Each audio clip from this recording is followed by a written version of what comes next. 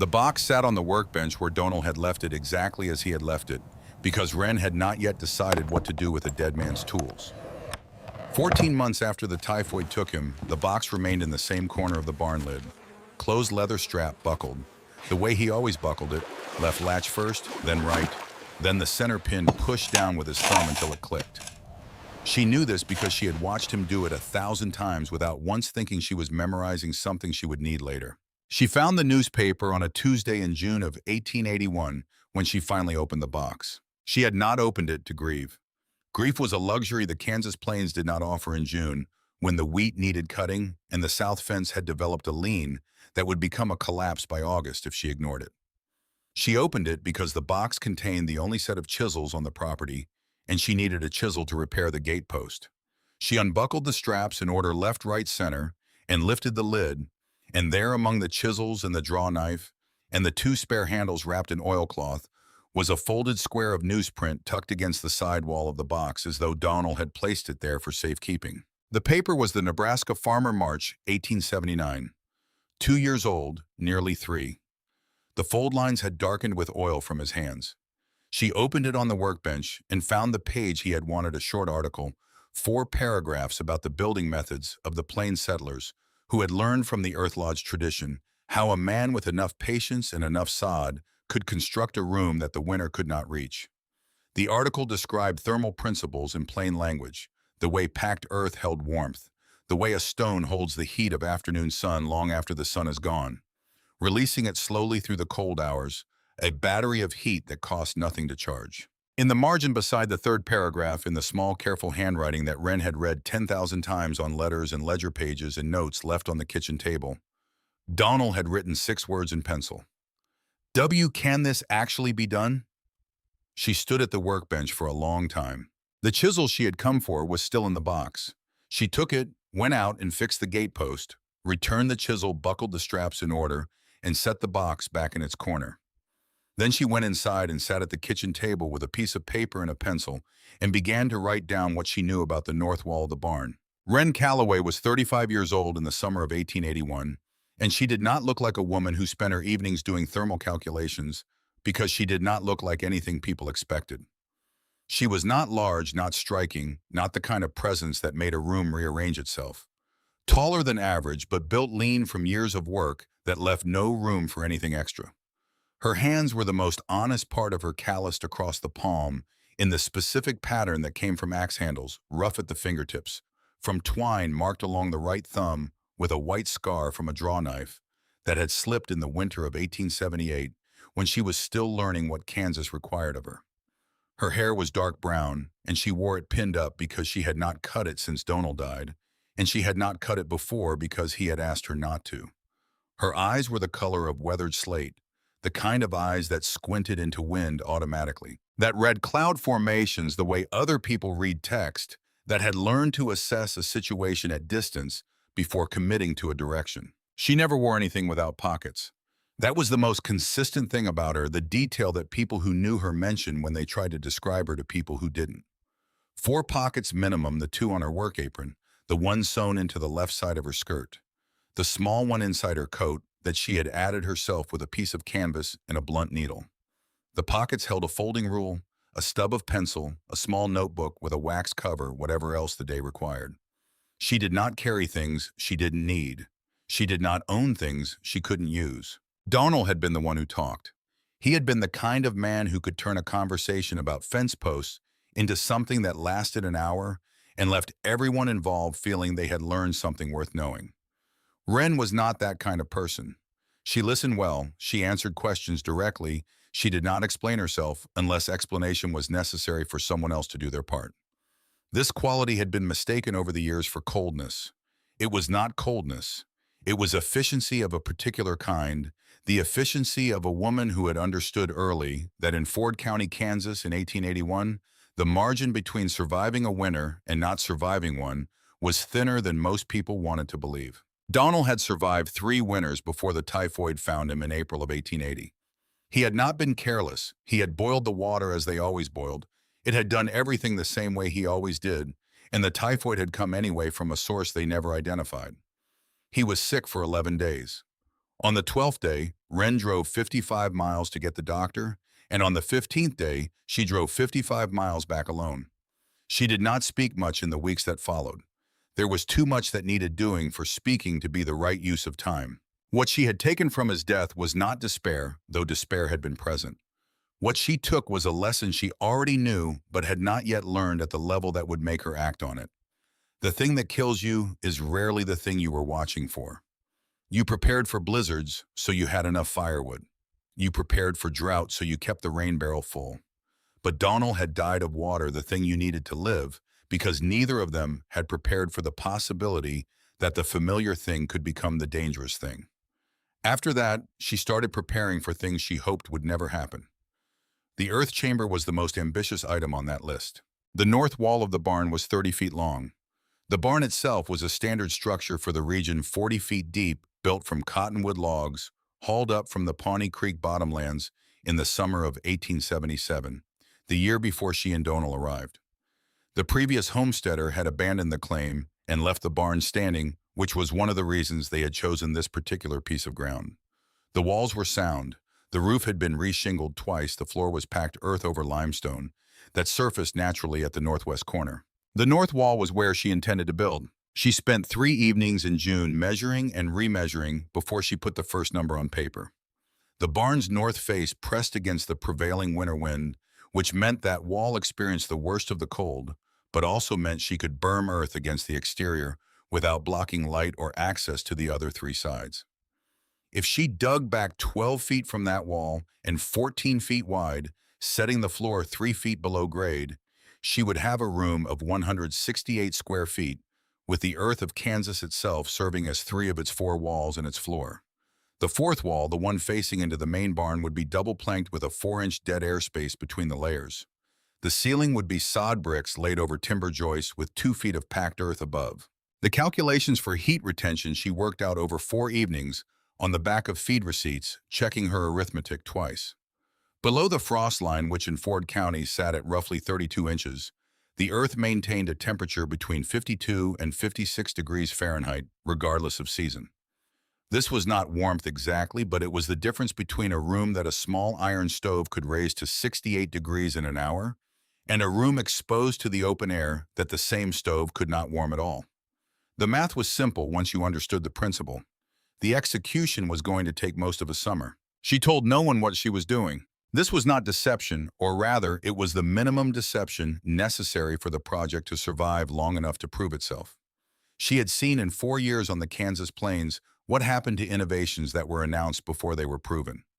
The community that surrounded her was not malicious, not incurious, not opposed to progress. It was simply a community shaped by hard experience, and hard experience had taught it that the gap between a good idea and a working system could be wide enough to fall into and not come back from. If she told her neighbors she was building an earth-bermed emergency shelter inside her barn, she would receive within a week the considered opinions of every person within 15 miles who had ever survived a Kansas winter. And those opinions would be delivered with the absolute certainty of people who had already paid for their knowledge and suffering. So she told them she was expanding the root cellar. This was entirely credible. Root cellars were common practical, the kind of improvement a resourceful widow would make to a property she intended to keep. The sod bricks she ordered in small quantities from the supply cooperative in Millhaven, never enough at one time to raise questions. The flat stones she hauled herself from the Pawnee Creek bed 3 miles east, a wagon load at a time over the course of 6 weeks, which was the kind of slow, persistent labor that nobody in the county found remarkable, because everyone was doing some version of it all the time. The lumber she needed for joists and the interior wall she salvaged from an abandoned claim 8 miles north, loading it herself and driving home in the dark. She dug in the evenings after field work when the air came off the plains with enough coolness to make the labor bearable. She removed the earth in buckets, 10 to 12 buckets per evening, each bucket carried out through the back of the barn and scattered across different parts of the property so that no single pile would accumulate to a size that invited questions. This took longer than she had calculated. Almost everything took longer than she had calculated. By the end of July, she revised her completion estimate from September to October. Then in August, revised it again to November, which began to feel uncomfortably close to the season she was building against. She kept a small notebook with the wax cover for measurements, material quantities, problems encountered. The problems encountered section grew faster than the others. The limestone that surfaced at the northwest corner required a different approach than she had planned. She could not dig through it with the tools she had, so she incorporated it instead using the natural stone as part of the floor rather than fighting it. This turned out to be an improvement. The thermal mass of natural limestone was better than packed earth. The floor that resulted was more level than anything she could have dug by hand. The ventilation system gave her the most trouble. She understood the principle: warm air rises, cold air settles a space with only one opening, would gradually deplete its oxygen. But translating principle into practice in a room with 2-foot sod walls required 3 attempts and the sacrifice of 6 good sod bricks before she arrived at a solution that satisfied her. 2 vents, each 4 inches square, placed near the ceiling on opposite walls, covered with sliding wood panels on the interior side. Enough airflow to keep a fire burning cleanly. Small enough that the heat loss was manageable. She tested the concept with a candle held near each vent and watched the flame behavior for 20 minutes before she was willing to call it done. Ruth Alderman appeared on a Wednesday morning in early August when Wren was mortaring stones into the floor's northeast corner, and her arrival was so typical of Ruth that Wren did not find it startling. Ruth had been homesteading 2 miles north for 22 years, which made her the oldest continuous resident of the area, and she had developed over those years the habit of appearing when something interesting was happening, as though the plains themselves had informed her. She was 64, built solid from the same work that had made Wren lean, with white hair worn in a braid, and a face that had been in Kansas sun long enough that the lines in it had lines of their own. She arrived carrying a pan of cornbread, which was her standard admission price to other people's business. She set the cornbread on the edge of the barn entrance, came inside, looked at the partially completed chamber for a long time without speaking. Then she asked to see the plans. Wren showed her the notebook. Ruth studied the pages with the focused silence of a woman who had spent decades solving problems that did not come with instructions. She asked 2 questions: the depth of the frost line. Wren was using in her calculations the species of timber in the ceiling joists. She pointed at the northwest corner of the ceiling plan where the 2 ventilation ducts were drawn. More air movement there, her voice carrying the authority of direct experience rather than theory. Wren started to explain the reasoning behind the placement. Ruth cut her off, not unkindly. I spent 3 days in my root cellar in the winter of 1867. The northwest corner is where the air stops moving. I do not know the engineering reason. I know what the candle did. Wren moved the northwest vent placement 3 feet to the east on the plan. Ruth ate her cornbread standing up, looking at the stone floor. She did not ask why Wren was building the thing, which was either because she had already understood or because she believed that a woman who had put this much work into a structure had earned the right to her own reasons. She left without making recommendations about whether Wren should or shouldn't proceed. This was one of the things Wren valued most about Ruth Alderman. The woman understood the difference between giving counsel and giving permission. Elias Pruitt arrived in the 3rd week of September, which was earlier than Wren had expected, and later than she should have anticipated. He was 55, thick through the chest and shoulders from years of work that had followed years of soldiering, with iron gray hair cut short in the way of men who had spent time in the Army and never quite unlearned its preferences. He had served as a quartermaster for the Union, which meant he had spent 4 years thinking about supplies, logistics, the 1,000 ways that systems failed when you needed them most. And he had brought that habit of mind to Ford County when he homesteaded in 1872. He had kept his family alive through 3 hard winters on the strength of careful preparation and the absolute refusal to trust anything he had not personally tested. And this had given him a confidence in his own judgment that was not arrogance exactly, but was close enough to arrogance that the distinction required knowing him well to see. He had heard about the sod bricks from a man at the cooperative, a detail Wren had not anticipated because she had not considered that the pattern of her purchases might be visible across multiple transactions to a man who was paying attention. She filed this observation in the notebook section she had not written yet, the one about what she had gotten wrong. He stood in the chamber and looked at everything without touching anything. The stone floor, the sod walls now 3 feet thick and mortared solid, the double plank interior wall with its dead air gap, the small iron stove with the flue running up through the ceiling and joining the barn's main chimney stack, The two ventilation panels with their sliding covers, the shelves along the east wall not yet stocked, the ceiling joists with their 2 feet of packed earth pressing down on them. He took his time. She gave him time. The joists, he said finally. What's the load rating? She told him the timber species, the dimensions, the span, the calculated load including the earth above. He worked the numbers in his head, which she could see him doing. He arrived at the same answer she had. The flue junction, he said. If the main chimney develops a crack, secondary draw from the east vent, she answered. Enough to keep the stove burning if I reduce the fuel load by half. He looked at the east vent, looked at the stove, looked at the flue junction where it met the main chimney. He was checking her work, which was his right and was not offensive, though she felt the particular quality of attention required to not make it offensive. He was not wrong to check. She had checked herself 4 times. Too many dependencies, he said. The words came out with the flat certainty of a man who had seen supply chains fail in the field, who had watched the elaborate plan collapse at the moment the third thing in a sequence of necessary things didn't arrive. You've built a system where 7 components have to function simultaneously. In a standard barn, if the wall cracks, you patch the wall. In this, if the flue junction fails at 40 below, what's your sequence? She walked him through it. Seal the flue damper switch to the secondary draw, reduce fuel use, body heat from occupants as supplemental source monitor with candle at each vent. He listened without interrupting. When she finished, he was quiet for a moment. A man in my unit at Chancellorsville died in a redoubt, he said. Well-built, well-supplied, good position. One support beam gave way. The weight shifted. Nobody had planned for the weight shift.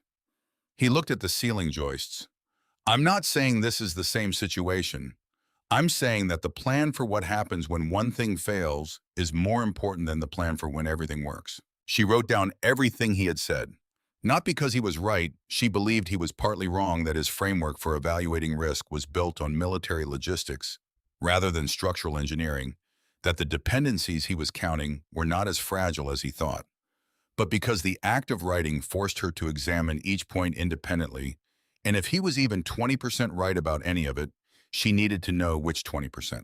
She repaired 2 things after he left. She added a second support to the northwest ceiling joist and widened the secondary vent opening by 1 inch. These were small changes. They cost her 2 hours and 11 cents of additional material.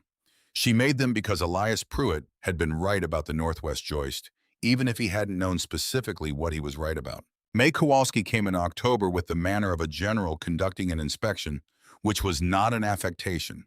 It was what inspecting something looked like when the person doing it had genuinely fought for everything she owned and understood exactly what was at stake when a structure failed in winter. She was 51, a widow for 8 years, farming land she had broken herself in 1874. She had survived the blizzard of 1873, the one that killed 70 people across Kansas, by sheltering in a standard cattle barn for 3 days with 2 dairy cows and a Presbyterian minister who had been traveling through and gotten caught. She never talked about those 3 days in much detail, but the effects were visible in the way she evaluated enclosed spaces with the specific attention of someone who had spent 72 hours in one calculating air quality and light, and the exact temperature at which a person's thinking began to get unreliable. She walked the chamber's perimeter twice. She tested each wall with the heel of her hand pressing steadily, checking for movement. She stood in the center and looked at the ceiling, then at the floor, then at the single interior wall that separated the chamber from the main barn. A man I knew in 73, she said. He was in a grain storage building, 3 other people with him. Better insulated than a barn, plenty of food, fire going. She pressed the sole of her boot against the stone floor, testing its solidity. On the second night, he pushed through the door. Outside temperature was 38 below. They found him 14 feet from the door. She looked at Wren directly. He was not stupid. He was not unprepared. He lost his mind from the darkness in the closed space, and no amount of food and fire mattered after that. Wren did not have an immediate answer for this, which was the right response. She thought about it overnight. The problem May was describing was real and was not addressed anywhere in her plans, because she had been thinking about temperature and air quality and structural integrity, which were the engineering problems, and had not been thinking about the psychological architecture of a space where people might spend days without natural light. She added two things the following week. 4 hooks along the south wall for hanging the 2 oil lanterns she planned to stock positioned so their light would reflect off the interior plank wall and create the impression of more illumination than the lanterns alone produced. A small viewing slot cut into the interior wall at eye height, 4 inches by 8 inches, with a sliding cover enough to see into the main barn, enough to break the sensation of being completely sealed in, enough that a person standing in the chamber could look through and see the barn door and the rectangle of light beneath it, and know that the outside world still existed. This last addition cost her a Sunday afternoon and one good saw blade. She believed it might be the most important thing she had built. May came back 3 weeks later alone on a morning when Wren was cutting firewood on the far side of the barn. She did not announce herself. Wren found the evidence later. The viewing slot had been opened and closed. One of the lantern hooks had been tested with weight. She could see the slight impression in the soft wood where a hand had pulled down on it. May had returned to look at the changes without being asked, without anyone watching, without making it into anything that required acknowledgement. Wren did not mention it. Neither did May. But something shifted between them after that, some small degree of mutual respect that had not quite existed before, the kind that only develops between people who have both had the experience of being wrong about something important. Cal Maddox came in November, the first week when the temperature had already dropped enough that the grass on the south slope had gone brown and stiff. He was 28 years old and had been born in Kansas Territory in 1854, the year before it was organized, and this gave him a relationship to the land that was different from anyone else Wren knew. He had not arrived here and learned it. He had come into consciousness already knowing it, the way a person knows the smell of their own kitchen, not as information, but as foundation. He worked as a ranch hand on the Tillman operation 7 miles east, but he covered the county the way people cover ground. They feel responsible for checking on isolated homesteads. In the same way he checked water sources and fence lines as a matter of course, rather than charity. He had a stillness to him that was not passivity, more like the stillness of a man who had learned that the plains rewarded observation over reaction, that the second look was usually more valuable than the first move. He sat on an upturned bucket in the chamber's entrance and looked at everything from that single position. He did not walk the perimeter. He did not press the walls. He studied the layout, the stove position, the ventilation, the ceiling load, the viewing slot, the lantern hooks, the shelving, all of it from one spot, turning his head slowly the way he probably looked at the sky when he was reading weather. "It's well built," he said. The acknowledgement cost him nothing and meant something because he was not the kind of man who offered it otherwise. "The craftsmanship is solid. The thinking is solid." He was quiet for a moment. "But here's what I keep coming back to." She waited. "Everything out here that works, works because you can see it failing before it fails all the way. A fence post starts to lean. A well rope starts to fray. You see it, you fix it, you move on." He looked at the ceiling, at the 2 feet of earth above the joists. "This, if something goes wrong in there during a 3-day blow at 40 below, what's your move? You can't patch the wall from inside. You can't adjust the flue from inside once the drift closes over the barn door. You've built a room that cannot be repaired from within it." The observation landed differently than Elias's concerns had landed, because Elias had been evaluating her system against military logistics, and Cal was evaluating it against the specific physics of the Kansas plains in winter. He was not wrong. He was describing a real constraint. A system that could not be modified under the conditions it was designed for was a system that required perfection on the first build, and Wren knew better than anyone that there was no such thing. She spent 2 weeks with this problem. The solution she arrived at was not a perfect answer, but it was an honest one. She could not make the chamber repairable from inside under blizzard conditions, so she had to make it robust enough that repair under those conditions would not be necessary. This meant going back through every component and asking a harder question than she had been asking. Not will this work, but what is the failure mode? How likely is that failure? What does it cost? She reinforced the ceiling joists a second time. She doubled the mortar on the 3 sod walls. She added a third ventilation option, a small sliding panel near the floor on the east wall, 2 inches by 4 inches, that could be opened from inside to provide emergency airflow if both upper vents were somehow blocked. Then she thought about what Cal had said for another week, and she decided to test the system the only way it could be tested. Elias Pruitt came back in the second week of October 1882, 3 weeks before the storm, and the difference from his first visit was in his face before he had said anything. In September of the previous year, he had come with the professional skepticism of a man evaluating a project. He came now with something heavier than skepticism, the specific weight of a person carrying information they have not yet decided how to deliver. He put an envelope on the workbench.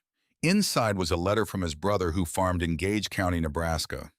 The letter described a family name not given who had built an earth chamber the previous winter, their own design a serious attempt by serious people who had read about the method and built carefully. The flue had been positioned wrong. Not obviously wrong in a way that only became apparent under specific wind conditions that did not occur until the second day of occupancy. The carbon monoxide had built gradually. By the time anyone understood what was happening, there was no time left to act. 4 people. A couple, their grown son, a neighbor who had come for shelter. She read the letter twice. "You could be wrong," Elias said. He was not saying it to wound her. He was saying it the way a man who cared about the outcome said things when he believed the outcome was still changeable. If you're wrong, you won't know you're wrong until you're inside it with no way out. She looked at the letter for a moment longer. Then she looked up. Where was the flue positioned in their design? He didn't know. The letter didn't say. She went to the chamber. She opened it, pointed at her flue, the position relative to the stove, the angle of the first elbow, the junction with the main chimney stack, the clearance from the nearest sod wall. She explained in the flat technical language she used when she was thinking rather than performing why the position mattered, what it did to the combustion draw, how a flue position 6 inches differently would have created the condition the letter described, and why her position did not create that condition. Elias listened. He was a man who could evaluate technical arguments, who had spent his quartermaster years running calculations on load and supply and the physics of moving things through difficult terrain. He followed what she was saying. "You could still be wrong," he said when she finished. Not stubbornly, with the particular honesty of a man who understood that understanding an argument and knowing the argument was correct were 2 different things. "Yes," she said. He took the letter back and left. She stood in the chamber entrance after he was gone, one hand on the doorframe, looking at the stove, and the flue, and the ventilation slots, and the shelves with their provisions stacked in the specific order she had developed over 16 months of refinement. And she asked herself the question she always asked when the doubt came, not am I right, but have I done everything I can do to find out if I'm wrong? On a Thursday night in the 3rd week of October, when the temperature outside had dropped to 28 degrees and there was no moon, Wren pulled on her heaviest wool coat, tied her fur-lined cap down over her ears, pulled her leather work gloves on, lit the small iron stove in the chamber, set 3 candles on the center shelf, and pulled the heavy plank door closed behind her. She had told no one she was doing this. Ruth Alderman knew about the chamber. Ruth would not know to look for her before morning. She sat on the floor with her back against the south wall and watched the candles.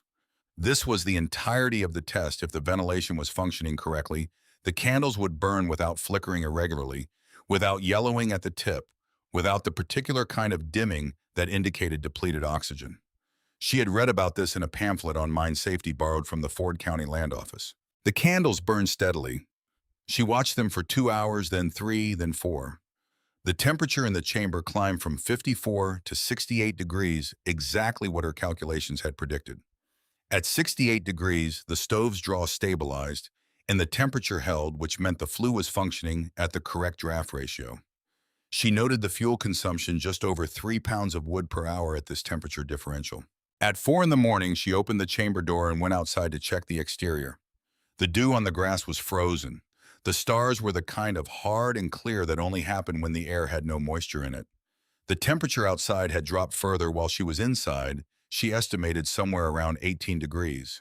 She walked around the perimeter of the barn, checking the exterior of the north wall, the chimney cap, the exterior flue opening. Everything was as she had left it. Then she saw the hoof prints.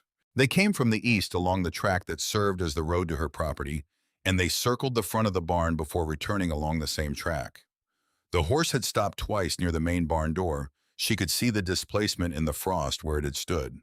Someone had ridden out to her property in the middle of the night and had found the barn dark and the house dark, and no sign of anyone home. They had circled. They had left. She stood in the cold and looked at the hoof prints for a long time. She did not recognize the shoe pattern specifically, but the stride length suggested a horse of medium build, the kind common to the county. She added an entry to the notebook, ventilation adequate. Heat retention confirmed. Fuel consumption 3.1 pounds per hour at 68 degrees internal, 18 degrees external. Candles stable throughout. Identify visitor. The last item she underlined once. She saw Lena Kowalski at the Saturday market in Millhaven in the third week of August, which was later than she usually went, but the August had been hot enough to rearrange her schedule. Lena was May's daughter-in-law, 24 years old, married 2 years. She was 5 months along, which showed, and she was coughing not the single cough of a tickle or the brief bout that went with summer dust, but the sustained productive cough that came from something in the lungs that should not be there, pressing her hand flat against her sternum between bouts as though she could hold it down by pressure alone. Wren watched her from across the market square for 2 minutes doing the arithmetic she had not intended to do and could not stop herself from doing once she started. 5 months in August meant 8 months in November. A woman in her 8th month carrying something in her lungs that was making her cough like that in a blizzard. She finished her market business in Millhaven, drove home, went directly to the chamber. She added to the shelves a length of clean muslin cut in 4-inch strips, boiled and dried. 2 cones of refined salt. A stoppered bottle of clean water kept separate from the general supply. A length of wax cord. A small pair of scissors from her sewing kit, the sharp ones. She did not tell anyone she had made these additions. She buckled the chamber door closed and went back to the barn work that was waiting for her. The preparation she had just made was not a prediction. It was an acknowledgement that possibility and probability were different things, and that confusing them was how people died when the worst arrived. Josiah Reed had been delivering mail in Ford County for 19 years, which meant he had ridden every road in the county in every season, which meant he understood weather the way a man understands something that has tried to kill him on multiple occasions. He was not a scientist. He did not use words like barometric pressure in ordinary conversation. But he had a brass aneroid barometer mounted on a wooden board above his kitchen table, and he read it every morning before he read anything else. And on the morning of November 11th, 1882, the needle had dropped so far so fast that he had stood in front of it for 3 full minutes before he accepted what it was telling him. He arrived at Wren's gate at 7 in the morning because he was not delivering mail. His face had the particular quality of a man who has spent years bringing news to isolated homesteads and has learned to carry bad news without flinching, because flinching helps no one. He said the barometer had moved faster in the past 6 hours than he had seen it move in 19 years of watching it. He said the sky to the northwest had taken on the color of iron left in standing water, not gray, not green, not quite either, but the specific shade that old-timers in the county called the killing color, because they had seen it before the storms that left cattle frozen upright in open fields. Year of 73. He said the words carrying the compressed weight of specific knowledge. I was 28. I had not been here long enough yet to understand what that sky meant. He did not need to finish the sentence. 70 people had died in Kansas in the blizzard of 1873. May Kowalski had survived it by 36 hours in a cattle barn. A man whose name Josiah still knew had been found 6 days after the storm ended, frozen solid in his own kitchen doorway, his hand still on the latch. This sky is worse than 73 sky was. That is my assessment after 19 years. I have no instruments to prove it. I have the 19 years. Wren looked northwest for a long moment.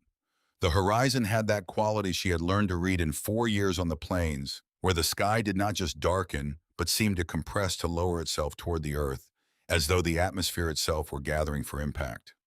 The wind was from the north, which in Ford County in November was not wind so much as announcement, the leading edge of something that had come 1,000 miles across open ground without anything to slow it. She thanked Josiah. He told her May Kowalski had left for Millhaven at first light to bring back goods before the storm, which meant May was on the open road between town and her homestead. He had passed her wagon 3 miles out and told her to turn back. May had told him she knew her own business. Josiah rode on to warn the next homestead. Wren went to work. She had a sequence. She had built the sequence over 4 years of Kansas winters, refined it after Donald died when the sequence became hers alone, to execute refined it further during the past 14 months, when she had been thinking about what a sequence that accounted for the worst-case scenario looked like. The two draft horses came in without resistance. They could read the sky as well as Josiah could. The three dairy cows were harder the way cows were always harder, requiring the specific combination of patience and pressure that Wren had learned from watching Donal and then learning again by herself after he was gone. She had them all in their stalls by 9:30, which left the barn's main space clear for what was coming. Then the chamber. She opened it, lit the small iron stove with wood she had staged near the entrance the previous week, not because she had known the storm was coming on this specific day, but because she had known the storm was coming on some day, which was the entirety of the principle she had built her preparations on. The stove needed 40 minutes to begin warming the stone floor, and the stone floor needed another 2 hours to reach the temperature at which it would begin radiating heat back into the room, rather than absorbing it. She had learned this from her October night test. She lit the stove at 9:45. She checked the provisions while the stove worked. Salt pork wheat flour, cornmeal in sealed tins, dried apples, preserved vegetables from the summer garden. Smoked venison from a deer Cal Maddox had brought by in September. Without explanation, 60 pounds of coffee. Water, 3 ceramic jugs stoppered with wax. Medical supplies on the lower shelf, willow bark, camphor oil, clean cloth in 4-inch strips. The small, sharp scissors, the wax cord, the refined salt. Lamp oil, 4 gallons. 6 spare wicks. Matches in 3 separate waterproof tins distributed across different shelves so that one accident could not eliminate all ignition sources. She counted the blankets, 11. She had 11 blankets in the chamber and 4 more in the house that she would bring if time allowed. The temperature had dropped 14 degrees in the 2 hours since Josiah's visit. She felt this not on a thermometer, but on the exposed skin of her wrists, where her coat sleeves ended, where the cold no longer bit in the ordinary winter way, but pressed a sustained, purposeful pressure that communicated intent rather than condition. The sky to the northwest had moved closer. The distance between her and the storm's front edge was not the same distance it had been 2 hours ago. She was back in the barn by 11:30 with the house blankets, the 2 remaining oil lamps, the tin of matches from the kitchen shelf. She set these inside the chamber, added 2 more logs to the stove, checked the flue draft with a lit candle held near the damper. The flame pulled cleanly. The temperature inside the chamber had reached 61 degrees. At 12:15, the first gust hit the barn. It was not a wind gust in the familiar sense. It was a displacement event, the leading edge of the system arriving with enough force to move the entire barn structure a fraction of an inch on its foundation, an involuntary shift that Wren felt through the soles of her boots on the packed earth floor. The sound that came with it was not the whistle or the howl she knew from ordinary winter storms. It was a sustained bass note, more vibration than sound, the kind of thing you felt in your chest cavity rather than heard with your ears. She pulled the rope from its hook on the center post. The rope was 300 yards of half-inch hemp she had purchased at the Millhaven Cooperative in September, paying for it with money she had allocated specifically for this purpose, itemized in her ledger under the heading Emergency Equipment. She had tested its strength by hanging her full body weight from the hook over the barn door. It had held without creaking. She tied one end to the base of the center post, a cottonwood log 12 inches in diameter, set 4 feet into the ground. In 1877, the same post she had verified last spring was still solid at the base by probing with an iron rod. She coiled the remaining rope over her left shoulder, looped the other end around her waist twice, tied it with the knot Donal had taught her the first winter, the one that could be loosened with one pull of the tail but would not slip under load.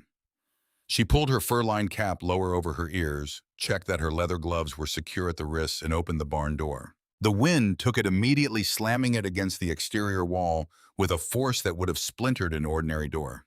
She braced her body in the opening against the pressure, which was not like leaning into ordinary wind, but like leaning into something with the consistency of moving water, a continuous lateral force, rather than a series of gusts. The temperature outside hit her exposed cheeks like a held blade. The visibility was 6 feet, perhaps 8. Beyond 8 feet, the air was white. She went out. The rope technique was simple in principle and required complete attention in practice.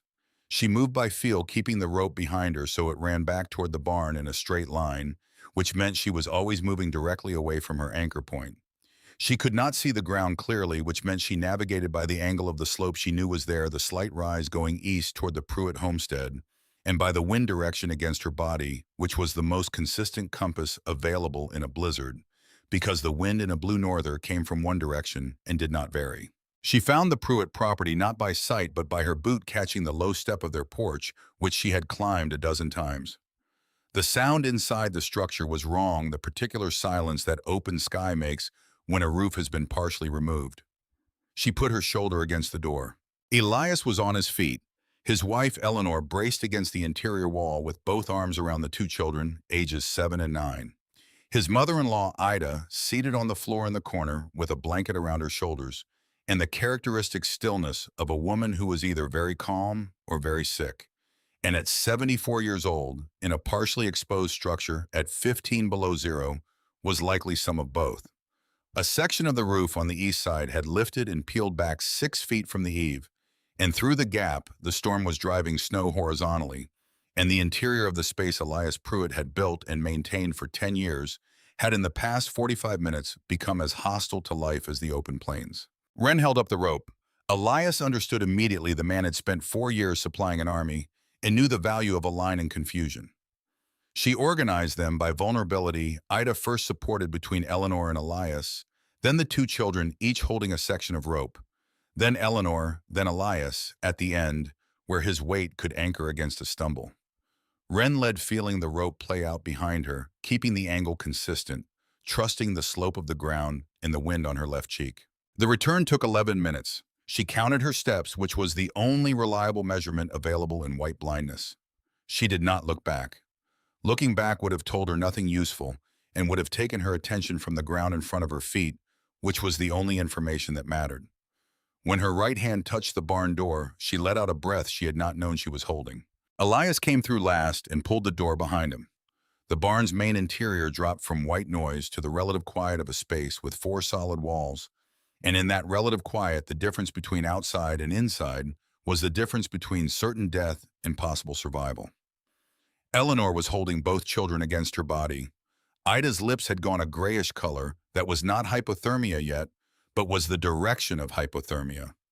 Elias stood with his back against the closed door and looked at Wren with an expression she had not seen on him before. Not the evaluating attention of his visits to the chamber, but something older and simpler. The look of a man who has been in the field long enough to know when someone else's decision just saved his life. He said nothing. She turned to assess the barn's main temperature, which had already dropped to around 10 below despite the livestock, which was dropping still, which was going to become unsurvivable within the hour for children and a woman in the early stages of hypothermia. May Kowalski arrived 40 minutes later. She came through the barn door with Lena behind her, and Lena's condition had not improved since August. She was 8 months along. Now her face the color of tallow, her breathing carrying the wet quality that the cough in August had predicted. May's coat was stiff with ice on the exterior. She had walked the last mile and a half after her horse refused to go further, which Wren's arithmetic told her meant May Kowalski had made that decision in air that was now somewhere around 20 below zero without a windbreak. She had not done it because she was unafraid. She had done it because Lena was with her and there was no alternative. Ruth Alderman came alone, her right hand wrapped in a strip of cloth over a cut from the iron latch on her gate, which had frozen shut and split the skin across her palm when she forced it. She had walked 2 miles from her homestead. She looked at the cut with the detached assessment of a woman who had treated her own injuries many times, decided it required cleaning and pressure, and looked around the barn for material to use. Cal Maddox arrived with the Garrett family, Owen, 29 years old, his wife Della, 24, their son Tommy, 4 years old, wearing a coat size for a child, a year younger, already soaked through on the shoulders from the transit across open ground. Their homestead was 3 months old. Their walls were the first attempt walls of people who had not yet learned what Ford County walls needed to be, and the storm had found every gap in them. Josiah Reed came last of the people who came arriving on foot after his horse went down in a drift 200 yards out. He had half carried himself along his own fence line by feel, which was the technique of a man who had 19 years of reasons to install fence lines where they would be useful in exactly this situation. Wren counted them, 17 people in the main barn. The temperature in the main barn had dropped to 4 below zero. The 3 dairy cows were pressed together in the corner of their stall. Frost had formed on the interior face of the east wall. The children's breath came in thick clouds that did not fully dissipate before the next breath added to them. 4 below inside. The gap between inside and outside was closing in the wrong direction. She went to the north wall. She pulled the hay bales aside, 2 stacked, then 2 more, revealing the plank door with its iron latch that she had installed and tested and opened 100 times in the past 14 months alone. She lifted the latch. She pulled the door open. The air that came out was the temperature of a spring afternoon, and it hit the people standing in the barn the way spring hits after a long winter. Not as a comfortable thing, but as a shock. The shock of warmth that the body had forgotten was possible. She stood in the doorway of the chamber she had spent 14 months building alone, for reasons she had not explained to anyone in front of 17 people, who had each, at various times over the past year, offered their considered assessment of why she should not be building it. And she said, "Come in." The chamber's temperature had reached 64 degrees. The stone floor radiated steady warmth at shin height. The stove was burning cleanly, its flue drawing without backdraft. The sod walls on 3 sides absorbed the light from the 2 oil lamps and returned it as a diffuse amber glow that made the space feel larger than its dimensions. The shelves along the east wall held their provisions in the specific order she had established, which was the order of most likely need. Elias Pruitt was the first one through the door. He did not hesitate. He brought Ida by the arm, got her seated against the south wall, where the stove's heat gathered, then stood in the center of the chamber, and looked at everything with the careful calibrating attention of a man who had spent 4 years evaluating spaces in terms of what they could sustain. He looked at the ceiling joists, the flue junction, the ventilation panels, the viewing slot in the interior wall which showed a narrow rectangle of the barn beyond, the provisions on the shelves. He had looked at all of these things before 14 months ago when he had told Wren this system had too many dependencies. He did not say anything about that. He began helping move people into position by vulnerability.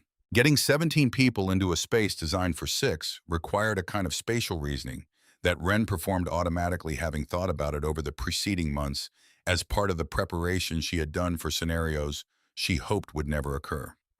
Most vulnerable nearest the stove, and lowest to the floor where the warmth was most consistent. Children in the center, where adult bodies on all sides provided buffer.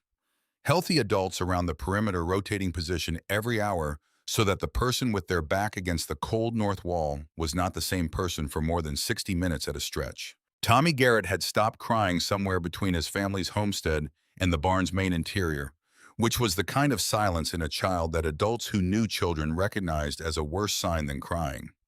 He sat between his parents with his soaked coat removed, wrapped in 2 of Wren's blankets, his eyes tracking the oil lamp flame with the fixed attention of something seeking a fixed point in a disordered world. Elias saw this. He crossed the chamber in 3 steps, lowered himself to the floor in front of Tommy, positioned himself so they were at the same eye level. His voice carried the specific register of a man who understood the difference between talking to a frightened child and talking at one. "I need a person to watch this lamp. The flame has to stay this height. If it goes lower, that means something's wrong. If it goes higher, that means something's wrong. Can you do that job?" Tommy looked at the lamp, looked at Elias. The calculation happening behind the child's eyes was visible, the shift from passive fear to active purpose, which was its own kind of rescue. He nodded. Elias positioned the lamp on a crate at Tommy's eye height, close enough for him to monitor, far enough to be safe, and returned to his position along the perimeter wall. Owen Garrett, watching from 2 feet away, closed his eyes for a moment. The thing he was feeling was not expressible, but it was visible. The temperature outside hit 37 below zero at some point in the late afternoon. Josiah estimated this from the behavior of the water in the small tin cup he had set near the barn door's base, before coming into the chamber, which had frozen solid in less than 20 minutes. His pocket anemometer showed sustained winds of 63 miles per hour, with gusts he estimated at 78 or higher. The barn's main space was audible through the viewing slot, the sound of the storm working on the structure, finding the gaps in the wall, chinking, driving ice crystals through every imperfect seal. The temperature in the main barn was dropping below -10. Inside the chamber, the temperature had stabilized at 69 degrees. Wren managed the stove with the precision she had calibrated during her October test fuel load draft adjustment. The small incremental changes that kept the output steady rather than cycling between too hot and too cold. She checked the ventilation candle every 4 hours, the one she kept on the center shelf specifically for this purpose, positioned where the airflow pattern would affect it first if the oxygen balance shifted. The flame burned clear. Ruth Alderman used the camphor oil and clean cloth strips on Ida's chest, which was producing the wet sound that Wren recognized from difficult winters past. Ruth worked with the competence of a woman who had been the nearest thing to a medical practitioner in this corner of Ford County for 2 decades without drama, without reassurance she couldn't honestly give. She elevated Ida's upper body with rolled blankets and stayed within reach. May Kowalski sat with her back against the east wall, Lena's head on her lap. Lena was sleeping in the irregular, interrupted way of someone whose breathing required effort even in rest. May did not sleep. She watched her daughter-in-law breathe with the concentrated watchfulness of a woman who had already decided that whatever needed doing, she would do it, and was simply waiting to find out what that would be. At some point in the evening, Cal Maddox appeared at Wren's elbow. He had been quiet since arriving, doing whatever needed doing without being asked. He stood beside her near the stove and looked at the provisions on the shelves for a moment. His voice was quiet, directed at her rather than the room. "You moved the vent placement from the original position." She understood what he was asking. He had seen the original position during his November visit, and he could see the current position, now the difference not large, but visible to a man who had looked carefully. "Northwest corner," she said. "Ruth told me the air stops moving there." Cal looked at the northwest vent, looked at the candle on the center shelf burning straight, looked back at the vent. He nodded once slowly, the nod of a man revising a prior assessment, which was one of the more valuable things a person could do and one of the rarer ones. The second crisis arrived at 2 in the morning, which was the hour when human resistance to difficulty reaches its lowest point. Wren was feeding the stove its third load of the night when she heard the change in Lena's breathing, not louder but different. A shift in rhythm, the specific alteration that had nothing to do with sleep. She crossed the chamber in 4 steps. Lena's eyes were open. May's hand was already on her daughter-in-law's shoulder, her face in the lamplight, carrying the absolute stillness of a woman who had run out of the option of hoping it was something else. Ruth was already moving from Ida's side. The contractions had been present for an hour, Lena said, keeping her voice low, her hand flat on her abdomen. She had not said anything because she had not been certain, because she had not wanted to be certain, because certainty meant that this was happening here in this place 4 weeks before it was supposed to happen. Wren made space without being asked by anyone to make it. She moved people by touch and gesture, creating a zone of privacy that was not really private in a room with 16 other people, but was the best approximation of it that the space allowed. Ruth took the near position. May took her daughter-in-law's hand. Wren got the muslin strips from the shelf, the scissors, the salt, the clean water, the materials she had added to this chamber on a Saturday in August, standing in a market square watching a woman cough doing arithmetic she had not asked to do. She had not known this would happen. She had known it might. That was the distinction. Not prediction, but preparation. Not certainty, but the decision to act on possibility before possibility became emergency. The difference between those two things was exactly the width of the chamber floor, 12 feet. The distance between the shelf where those materials waited for this moment and the woman who needed them now. The birth took 4 hours. Ruth led with the steady competence that Wren had seen her apply to every difficult thing over 4 years of neighboring, moving through each stage with the focus of a woman who understood that her emotional state was the room's emotional state, which meant her emotional state had to be calm. Wren assisted. May held her daughter-in-law's hand with a grip that did not loosen once in 4 hours. At 6 in the morning, with the storm still screaming at the exterior of the barn, at sustained winds of 63 miles per hour, and gusts beyond that with the temperature outside at 42 below zero, and the temperature inside the chamber at 67 degrees, a child was born. He was small, he was 4 weeks early. He breathed. The sound he made was thin preliminary, the sound of something testing. Whether sound was viable in this new world he had arrived in, but it was sound, it was breath, it was the specific announcement that the chamber fell silent, to hear all 16 people pulling into the same stillness. At the same moment, the crying stopped. The shifting stopped. Even Tommy lifted his eyes from the lamp. May Kowalski made a sound she would never be able to describe. She turned her face toward the south wall away from the lamplight, and her shoulders moved with something that had no ordinary name. Wren wrapped the child in the muslin she had cut in August. She had not known she was cutting it for him. She had cut it for whoever was going to need it, and he was whoever that was. The storm outside continued at full force. The stone floor beneath her knees was warm. The stove burned its steady 8 pounds per day. The ventilation candle on the center shelf burned clear. She had built this room to keep people alive. It was keeping them alive. The silence came before the light. At some point in the early hours of the third day, the sound that had been the storm's defining characteristic, that sustained bass vibration more felt than heard, that had pressed against the chamber walls for 43 hours, like something trying to find the weakness in them, simply stopped. Not faded. Stopped. The way a machine stops when someone pulls the power with an abruptness that was more alarming than reassuring, because the ears and the body had calibrated themselves to the presence of the sound and now had nothing to calibrate against. Wren was awake when it happened. She had been awake for most of the third night, rotating through the management tasks. The chamber required fuel load every 3 hours, ventilation candle check every 4, water redistribution from the large jugs to the smaller cups that people could hold with both hands for warmth. She was at the stove when the sound stopped, and she held still for a full minute before she allowed herself to believe the interpretation her senses were offering. Around her, people felt it in their sleep. She could see the shift move through the room, the restless turning that meant the body's defensive alertness was releasing its grip, shoulders dropping the tight curl that conserved heat, loosening by degrees. Tommy Garrett had fallen asleep with both hands still extended toward the lamp he had been assigned to monitor, and in the new silence, his breathing was the clearest sound in the room, slow and regular, the breathing of a child who had discharged his duty. The child Lena had delivered 6 hours earlier lay on her chest wrapped in muslin, both of them sleeping with the particular concentration of the newly exhausted. May sat beside them, her back against the east wall. She had not slept. The quality of her wakefulness had changed. It was no longer the vigilance of someone waiting for the next crisis, but something without an ordinary name. The watchfulness of a person witnessing something they understand they will carry for the rest of their lives. Ruth Alderman caught Wren's eye across the room. The look between them required no translation. The storm was over, the work was not.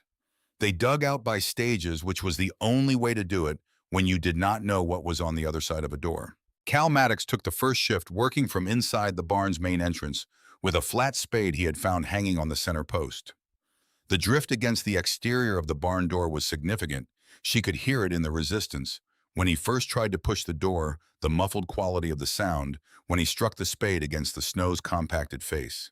He cleared a foot at a time, moving the excavated snow to the side rather than forward, keeping the workspace organized so that progress did not undermine itself. Josiah took the second shift. His hands were compromised. 2 fingers on his left hand had gone white during his fence line transit the previous day, and Ruth had worked on them through the night with warmth and pressure, but they were still not fully functional. He compensated by using the spade one-handed where he could, bracing the handle against his forearm when 2-hand leverage was required. He did not mention the hands. He dug. Wren took the third shift. She knew what was outside this barn in every direction, knew the grade of the ground, knew where the drifts would consolidate, based on 4 years of observing how the wind came off the plains in a hard north blow. She dug at the angle that would bring them out on the south side of the drift space, rather than over its top, which would have required more elevation gain and risk collapse. The difference was 11 minutes of digging versus 40. When daylight came through the hole, she had created not the diffuse gray of a cloud-filtered morning, but actual light, direct and crystalline and painfully blue. She heard something move behind her in the barn's main space. She looked back. Elias Pruitt was standing 6 feet away, watching the light come through, and his face was doing something she had not seen it do in any of the contexts she had known him in. It was not sentiment exactly. It was closer to the expression of a man who has completed a long march and has arrived at a place he was not certain he would reach, and who is doing the arithmetic of what the arrival means. She widened the opening. When it was large enough for a person to step through without ducking, she went out first. The world outside the barn was not the world that had existed on the morning of November 11th. The temperature was still 19 below zero, which her exposed cheeks registered immediately as the sustained pressure of serious cold. But the sky above her was the specific blue of a Kansas winter morning, After a major storm, the blue that appeared when every particle of atmospheric moisture had been either frozen or blown south. A blue so clear and deep it looked less like sky than like the inside of something vast looking back. The snow had reorganized the landscape. Drifts of 17 and 18 feet on the north and east sides of the barn, sculpted by the wind into shapes resembling frozen ocean swells, each one with a sharp crest and a long windward face, packed so solid you could have walked across the top without breaking through. The chicken coop was gone, not damaged, gone, buried under a drift that had consumed the structure the way a wave consumes a rock. The wagon Josiah had left in the yard was visible only as a slight asymmetry in one drift's profile. The south fence along the road was standing. She had rebuilt that fence in the spring with extra post depth and diagonal bracing, and it was standing in 19 below air on the morning after the worst storm Ford County had experienced in at least a decade. She found the horse before anyone else came outside. It was 150 yards from the gate on the east side of the property, lying on its side. In a shallow depression, the wind had cleared enough to make the shape visible.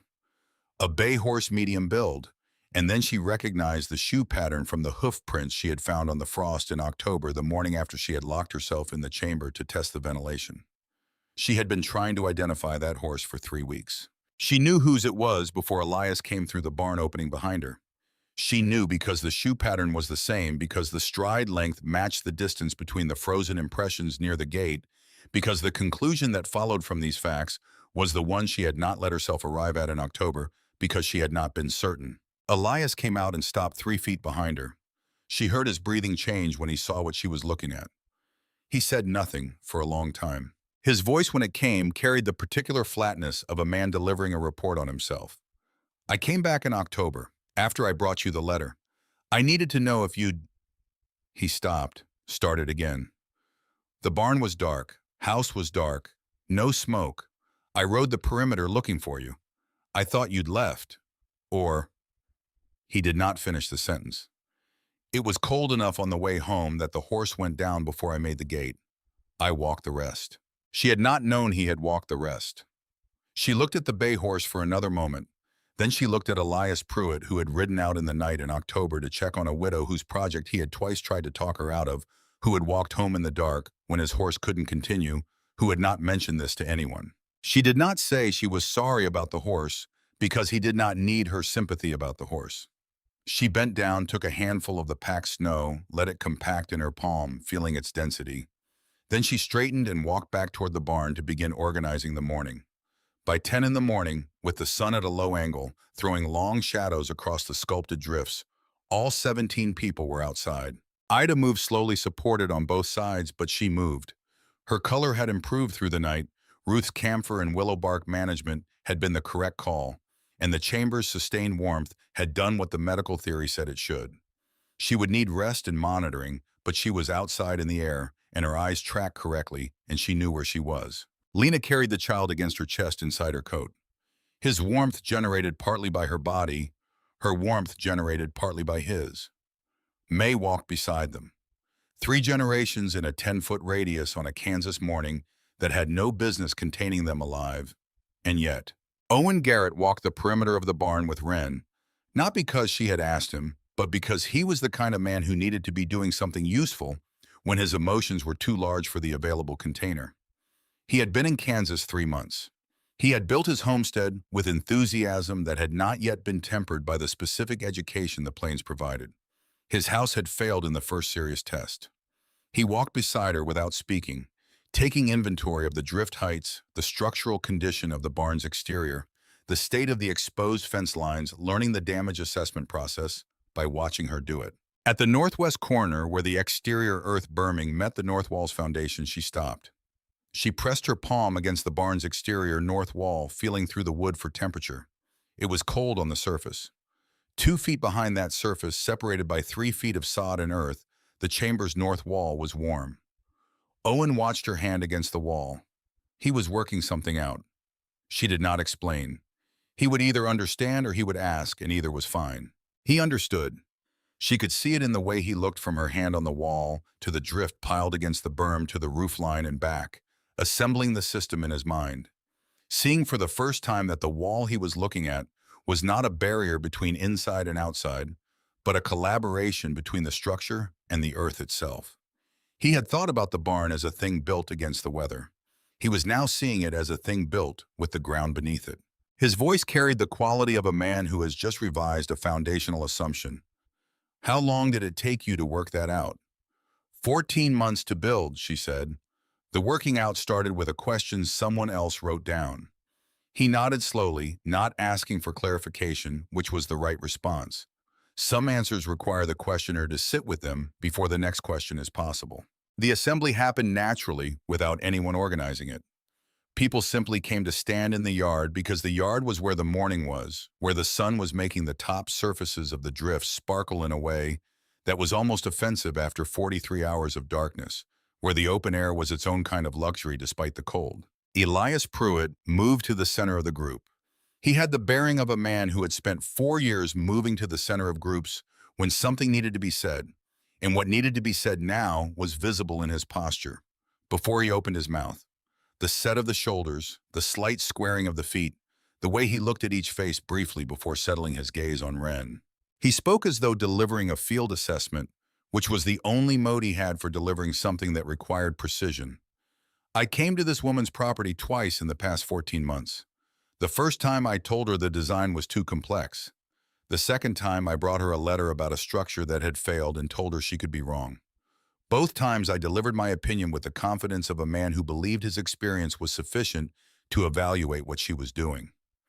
He paused the pause of a man making sure the next words were exactly right. I evaluated her system against my experience. I should have evaluated my experience against her evidence. Those are not the same process, and I am old enough to have known the difference. I was wrong not about some parts of it, about the direction of it. She was right to build. She built it correctly. We are standing here because she did not take my advice. He was not finished. He looked at the barn at the earth berm visible along the north side's base. A quartermaster learns one thing above everything else. The supply line you build before the battle is the only supply line you have during it. There is no adequate improvisation under fire. There is only the preparation you made or didn't make. He looked at Wren again. She knew this. I did not credit her for knowing it. The statement landed in the cold air with the weight of something that had been paid for. Not an apology in the ordinary sense, an accounting rendered by a man who understood that accountability, without specificity, was just noise. May Kowalski waited until Elias had finished. She did not move from her position beside Lena. When she spoke, her voice had the quality of a woman who has chosen her words carefully, not for rhetoric, but for accuracy. I told her that people died in enclosed spaces from the darkness as much as the cold. I told her this as though it were a warning she had not considered. She had considered it. The slot in the interior wall, the lamp positions, the lamp she gave that child to watch. These were answers to the question I raised. She corrected for my concern without telling me she'd corrected for it. She looked at Tommy standing beside his father with his hands in his pockets. I came back to look at what she'd changed. I did not tell her I came back. I should have. I should have said that she'd answered the question correctly. Cal Maddox said nothing. He crossed the space between himself and Wren in 4 steps, met her eyes, directly held them for a moment, then nodded once with the deliberate full head movement of a man who means the gesture to carry everything the words would have said. She accepted it. She did not make a speech in return. She said the thing that seemed most true. You each told me something I used. Elias's questions about the flu dependencies, I checked the joist load differently because of that. May's concern about the dark that slot in the wall came from what she said. Cal's point about systems that can't fail safely, that's why I spent 2 extra weeks on the ventilation before I was satisfied. She looked at the group without performance. I didn't build this alone. I built it without help, which is a different thing. The distinctions settled over the group with the quietness of something accurate. The naming happened in the early afternoon when the sun had reached its low maximum and the air had warmed to something that could be described as merely brutal rather than lethal. Lena was sitting against the south face of the barn in the thin winter sunlight, the child awake against her chest, his eyes unfocused in the way of a newborn assessing the concept of light for the first time. May stood beside her daughter-in-law. She had been building toward this for several hours. Her voice when she arrived at it was direct in the way of women who had learned that directness was the form of respect. His name is Ren. She looked at her daughter-in-law, who nodded. She looked at the child. Not because you saved him, because you built the place where he could be born before you knew he'd need it. A person who does that earns the right to be remembered by a living thing. Ren looked at the child. He was very small. He was looking in the direction of the light with the concentrated effort of someone working out how vision functioned. He had no idea what had been required to put him in this particular shaft of sunlight on this particular morning. No understanding of the 14 months of planning in the 43 hours of execution that had preceded his first breath in the world. That was as it should be. The point of preparation was that the people who benefited from it should never have to know how close the other outcome had been. Ruth Alderman left in the early afternoon 2 miles north on foot because the road would not be passable for wagons for several days. She checked her wrapped hand one more time, decided it was managing, and put her coat on with the businesslike movement of a woman who had a property to check on. At the barn door, she said to Wren with the economy of someone who never used 2 words when one would carry the weight, Donal would have been satisfied. Then she walked north into the white landscape and Wren watched her until she was a dark shape against the drifts, then a smaller dark shape, then nothing. The sentence stayed with her in the specific way that accurate things stay, not repeating, but present the way a well-placed tool is present on a workbench, available without demanding attention. The inspection came in April when the mud roads had dried enough for an official vehicle to make the transit from Topeka to Ford County without losing a wheel. Arthur Pemberton arrived with a surveying kit, a measuring tape, a notebook newer than anything Wren owned, and the particular professional skepticism of a trained engineer who had been sent to assess what he had been told was folk engineering. He was methodical. He spent the first day measuring the chamber's exterior dimensions, the depth of the earth berming the height of the sod wall, the thickness at 3 points across the north face. He spent the second day measuring the interior, checking the ceiling joist dimensions against the load they were carrying, testing the ventilation function with instruments more precise than Wren's candles. He spent the third morning checking the flue junction, the stove's draw efficiency, the thermal differential between the chamber interior and the barn's main space at a measured external temperature of 41 degrees Fahrenheit. On the third afternoon, he sat at Wren's kitchen table with his notebook open and delivered his findings with the tone of a man arriving at conclusions he had not expected to reach.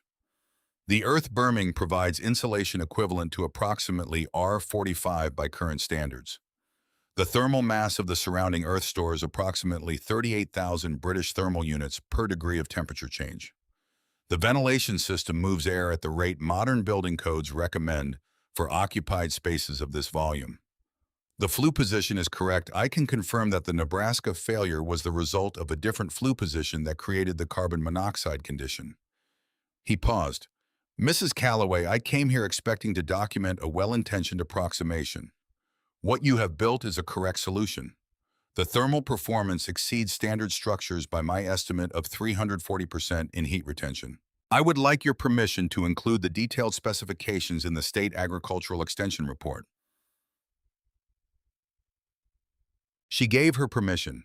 She asked that the report note the root source of the design principle, the Earth Lodge tradition that plain settlers had applied to homestead building for decades before she incorporated it. She did not want credit for the principle.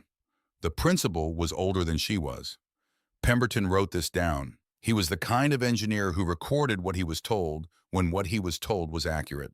His report was filed in Topeka in June of 1883. The specifications it contained for earth berming, depth sod wall thickness, flue position, ventilation placement, were distributed to agricultural extension offices across Kansas, under the designation he used in his official documentation. Callaway Method, Earth-Bermed Shelter Construction, Ford County, 1882. She heard about the designation from Josiah Reed, who heard about it from a man who had read it in the extension office in Dodge City. She thought about Donal's penciled question on the margin of a 3-year-old newspaper and considered whether the designation was accurate and decided it was close enough. By the following autumn, 11 families in Ford County had built earth chambers using her specifications, each one adapted to local conditions, local materials, local geography. Owen Garrett built his that summer, working with Cal Maddox on the excavation using limestone he found under the surface of his claim. His came out well. He sent her a note describing it, the temperature differential he had measured, the adjustments he had made, asking one technical question about ventilation placement on a site with a different wind exposure than hers. She answered the question with a sketch and sent it back. She received, in the 18 months following the storm, 43 letters from homesteaders across Kansas into Nebraska, into the Colorado Territory, asking about the method. She answered every one. She drew the same cross-section diagram 37 times, adapting the dimensions each time to the conditions described in the letter, explaining the core principle in the plainest language she had. The earth is not something you build against. It is something you build with. The chamber served the Callaway property for the remaining years of Wren's tenure on it, which was the rest of her life. She did not rebuild it. She maintained it, annual inspection of the sod walls for moisture damage, annual check of the joists and ceiling load, the fuel supply replenished every September, regardless of the winter's predicted severity. She treated maintenance as a discipline rather than a response to need. The way you kept a good tool sharp, not because it was currently dull, but because the moment you needed a sharp edge was not the moment to discover the edge was gone. She never married again. This was not a wound she was tending or a commitment she was keeping. It was simply that the life she had built, the property, the work, the particular kind of self-sufficiency that came from being the only person responsible for a decision and its consequences, was the life that suited her. She had good neighbors. She had Ruth Alderman 2 miles north for the rest of Ruth's life, and when Ruth died in 1901, Wren attended the burial and stood at the grave in the manner of a person losing the last member of a specific company. Tommy Garrett grew up on the homestead. His father rebuilt that spring, better than the first version, because Owen had now been educated by the gap between what he had built and what the winter required. Tommy was 7 when the second version was complete, old enough to remember both versions, old enough to understand that the difference between them was a single winter's lesson paid in full.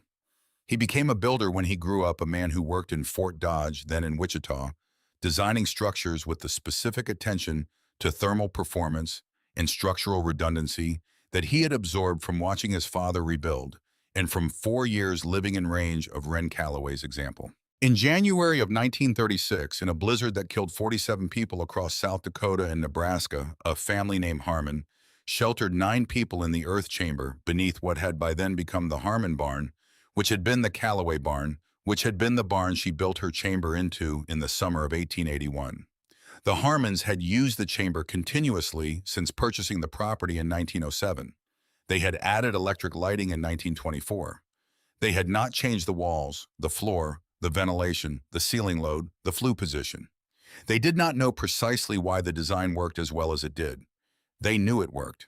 They went in again. All 9 people survived 31 hours at 38 below zero. The barn was torn down in 1957. The chamber was documented before demolition by students from the State University who had read about it in a historical survey and arrived with surveying equipment and the specific enthusiasm of people discovering that a thing described in documents was also a thing that could be stood inside and touched. Their drawings are housed in the State Historical Society in Topeka, filed under Agricultural History, cross-referenced under Materials, Science, Structural Engineering, and Thermal Design. The stone floor Wren had laid in 1881 is visible in the photographs taken before demolition.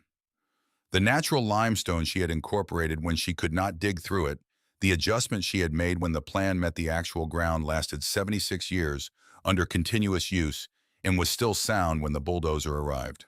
Wren Callaway died in March of 1921 at age 75 in the farmhouse she had maintained alone since Donald's death 41 years earlier. She had been ill for 2 weeks with the pneumonia that the winter of 1920 distributed across Kansas with the thoroughness of a hard season. She was conscious for most of it. She was not afraid.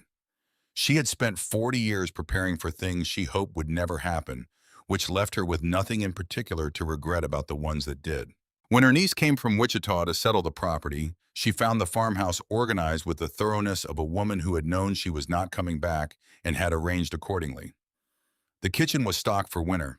The barn's maintenance log was current through February. The chamber door was properly latched. The stove damper closed the ventilation panels in the open position. The configuration for an unoccupied chamber being kept in ready condition. On the workbench in the barn in its corner was the toolbox with the leather straps. Left latch, right latch, center pin. Inside, among the chisels and the draw knife, was the Nebraska Farmer March, 1879. Folded oil stain, the fold lines darkened with decades of handling. The niece opened it to the page that was marked by Hughes, the one that fell open naturally, the one with the article about Earth Lodge building on the plains. She read the 6 words in pencil in the margin. W, can this actually be done? She read the 2 words in a different hand below, smaller, more deliberate, added in a moment that had happened 40 years after the question was written. Yes, done. The niece sat on a bucket in the barn for a long time holding the paper. She donated the box and its contents to the Ford County Historical Library in Dodge City, where they were cataloged and shelved. They are still there. The paper has been transferred to an acid-free sleeve to prevent further deterioration. The pencil marks are still legible, the question in one hand, the answer in the other, separated by however many years it took to know.